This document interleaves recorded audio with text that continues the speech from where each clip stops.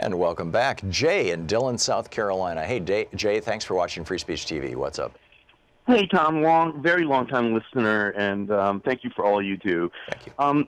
So I have some very intelligent friends of mine who buy into the narrative that, you know, the deep state is what's running things, and you know this one, and that Donald Trump is anti-deep state.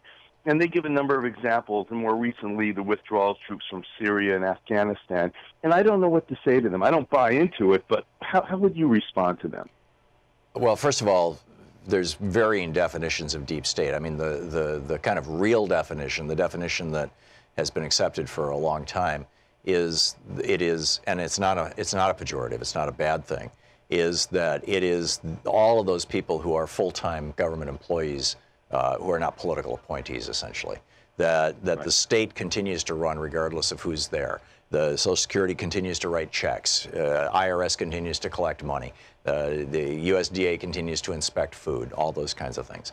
So that's you know, generally that's referred to as the administrative state. Steve Bannon came out and said that one of the goals of the Trump administration is to, and I quote, dismantle the administrative state, which is basically take apart the American government.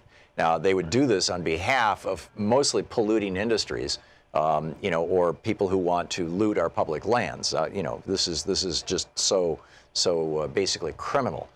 But I don't see, you know, and of course the pejorative one is like, oh my God, there's all these people who are, you know, permanent, you know, like the FBI director who doesn't like Trump. You know, he's a Republican, but he doesn't like Trump.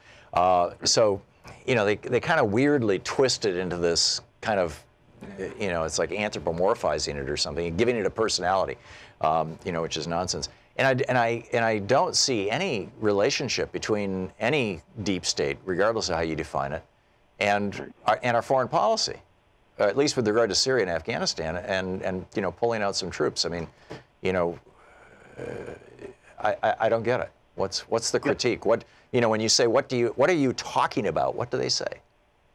Yeah, so it's actually, they seem to go cognitively dissonant. You know, like they seem to have this boogeyman mentality. And I always liken it to the war machine and, you know, the big oil guys and so forth. And I say, but, you know, he's satisfied all those. You know, he's feeding them. So who is this deep state you're talking about? And then they go, you know, blank on me, sort of. You know? Well, the other thing that we only have limited information on, because a lot of these numbers are classified, is how many of the troops who are being pulled out of various places, Iraq is a huge example of this, are being replaced by Blackwater-type contractors. Yeah, see, that's what I think the deep state is. I think it's, you know, special interest. And I think well, that's a corrupt state. Sir?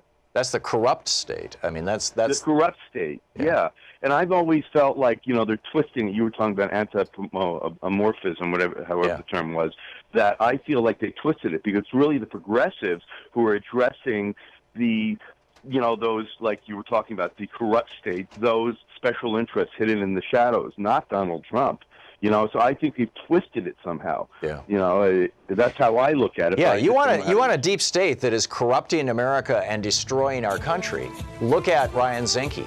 Look at Scott Pruitt. Look at the guys that Donald Trump has put in charge of these agencies that are supposed to protect the assets of the American people and the health and welfare of the American people. I mean, if you want a deep state, I would point there.